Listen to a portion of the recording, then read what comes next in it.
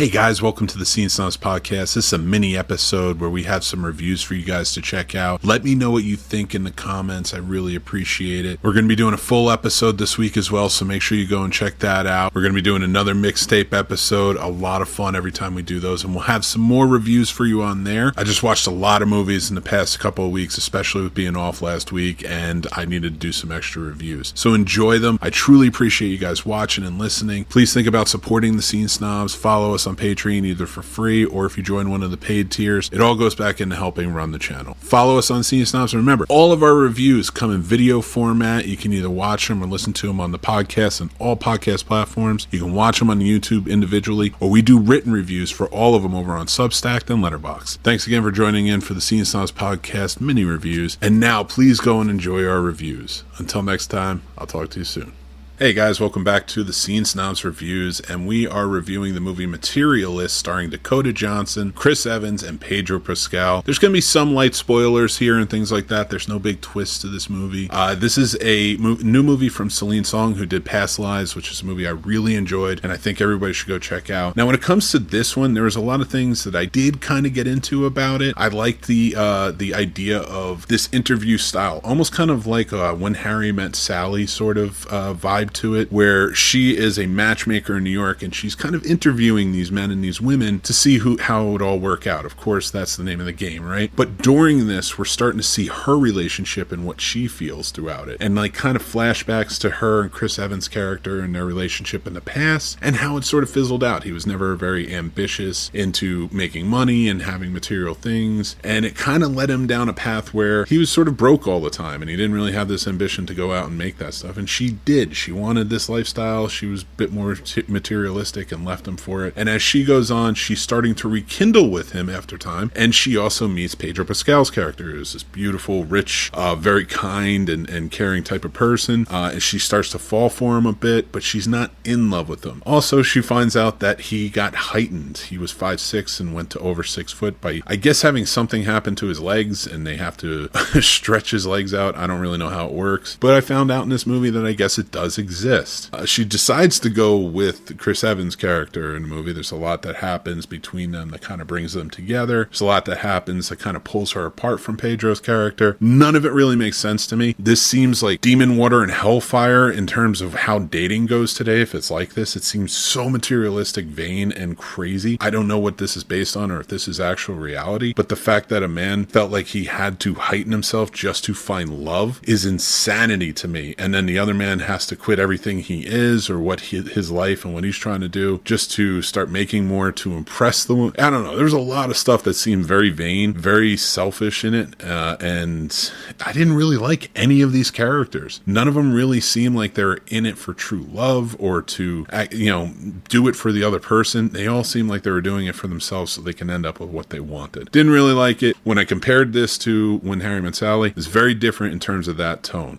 Overall, maybe check it out. You might like it. The characters' performances were fine, but like usually Dakota Johnson, whenever I see her, it seems like a very stiff, doesn't really emote type of performance, and this called for it. So basically the moral of the story is, once Mr. Fantastic got nice and stretchy, Madam Web wanted to go with broke Captain America. So let me know what you guys think about it. If I spoiled it for you, I'm sorry, but I couldn't help it. Guys, this is my review of Materialists. Sound off in the comments. Let me know what you think. Did you go see it? What did you think about it? What do you think about the craziness that is dating in 2025? Sound off. All right, everybody, until next time, I'm Mick from the Scene Snobs. We do new reviews, old reviews, crazy reviews, and so much more. You got to check out our podcasts and everything else. Guys, until next time, remember to stay snobby, stay cinematic, and I will talk to you guys very, very soon. Take care. Hey guys, welcome back to another episode of the Scene Snobs Reviews, where I review all new movies that are coming out, and I appreciate you guys stopping by. You can normally see this over on the Scene Snobs podcast every week, or you can listen to it on all podcast platforms. I also do these sometimes when we overrun, and I've seen a lot of movies in a week, and we do our extras, and you can go check those out on podcast as well as small bits, or you can check out the individual reviews over on our YouTube channel. But also, just keep in mind, every review we do as a written review, and you can go check that out on Substack or on our Letterboxd. Okay, guys, let's get into it. I checked out the movie Deep Cover, a new Amazon Prime Video movie that's starring Bryce Dallas Howard, Orlando Bloom, Nate from Ted Lasso. Also a fun little performance by Sean Bean in the movies. So it's kind of cool to see Boromir and Legolas get back together for a little bit. This is a movie about improv comedians who get paid to go undercover and infiltrate a drug kingpin's organization. For this one cop who kind of wants to make sure everybody gets in there, and he uses improv comedians because they can think on their feet and kind of go with the flow, and it's hard to really catch them or throw them off guard. So this movie had the three of them infiltrate it and have kind of luck all the way throughout, which makes them grow and go up the ladder of this organization even faster until things pop off and go crazy, and you find out Sean Bean's character is a corrupt cop, and now they just seem stuck. So this kind of plays out. There's a lot of laughs to it, a lot of action. I had fun watching it. I don't know if it's one I'd ever revisit again. I don't know if it's one that should ever get a sequel or anything. It just seemed like a one and done. At times it's kind of dragged out, and the action didn't always make sense in some of the choices between them. Now I get it's an improv and they're kind of throwing it off a little bit and how they're doing it, but Orlando Bloom's character seemed very niche for what he was trying to go for. Nate's character seemed very Nate, and that's why I kind of use his name for it. It seems like they were trying to appease an algorithm in this movie more than they were trying to tell a really good story. Although I did like some of the performances. Bryce Dallas Howard really shined in this movie. I thought she did such a great job, and I always like seeing her, and it was nice to see her in this after Argyle, which I thought was terrible. But guys, I want to know what you guys think. Sound off, let me know.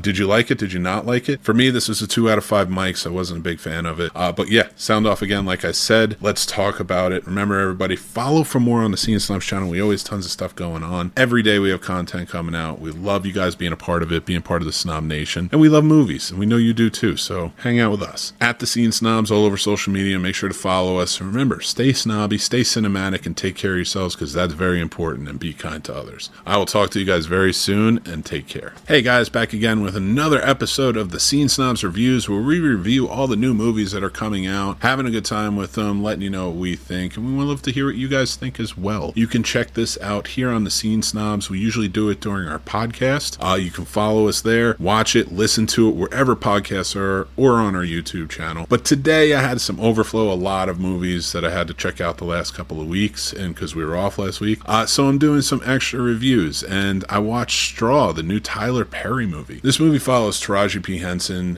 She's a single mother just trying to make ends meet, working 2 jobs. Things are just so stressful, but and her daughter is sick constantly, and she's just trying to get through it. And this is a day in her life, and it does not go well. There's a lot thrown at you in this. She goes through hell. There's a car accident that renders her car gone. She loses her job. There's murder. There's a bank heist. There's everything. This movie throws everything at this woman and more. And it's not a bad movie in terms of performances. Taraji P. Henson especially just delivers great dramatic turn in this movie that just seems so desperate and so stressed that you just can't help but want to help this woman. And everything she's going through is heartbreaking. Sherry Shepherd plays a bank manager who helps her out and is very supportive through this, but is also taken hostage by her. And there's a whole plot to that as well. I can't wait for you to check this out. There's some great turns, great faces that we see come in. Sinbad is in this movie, which was kind of cool to see, especially after I know he's been having some health issues with the stroke and stuff in more recent years. So it was cool to see him out there working and being a part of it. Sinbad, of course, always around. And of course, he gets sort of a different worlds reunion with Glenn Turman being in this movie, playing the store manager that, fires her during it. Now, you don't see Sinbad and Glenn Turman work together at all, but it is kind of cool, especially if you're a fan of A Different World. So watching this movie, it was heartbreaking at times. There was a lot of stuff that kind of brought tears to my eyes. There's a lot of hardships that we see this woman have to go through. One thing that kind of cracked me up at the end was when I recalled that at the beginning they play Ice Cube's Today Was a Good Day, and by the time you get to the end, you're just kind of like, wow. It was not a good day. So this poor woman goes through it, and Tyler Perry definitely does not hold up.